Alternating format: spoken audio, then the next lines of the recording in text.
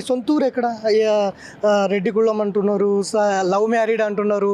ఏ ఊరు? ఎక్కడ పరిచయమో? ఏ ఊరు మీద? సార్ నేను ఖరీదాబాద్ హాస్టల్లోకి వెళ్ళి అనుకోని సమయంలో ఇక్కడ ఒక మనిషిని కోల్పోయినా, ఆ మనిషిని కోల్పోయిన జీవితమే నా లక్ష్యంగా పెట్టుకొని నేను ఆరాట పడుతూ పోరాటంతో సాధిస్తూ ఎవరేమనుకుంటే నాకేంది అనేది పక్కన పెట్టి ఒక సిద్ధాంతంగా నా ఒక 9 ఏళ్ళ వయసుతోటి నేను అలా నడుస్తున్నా.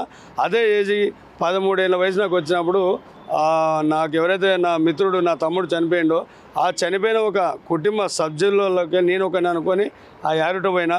ఆ యాదగిరిగుట్ట మా భార్యది యాదగిరిగుట్ట, కొత్త బుక్షిరెడ్డి కూతురు చిన్న బిడ్డ శాంత, అదే కొత్త బుచ్చిరెడ్డి భార్య మైసమ్మ, కొత్త మైసమ్మ చిన్న బిడ్డ ఈమె.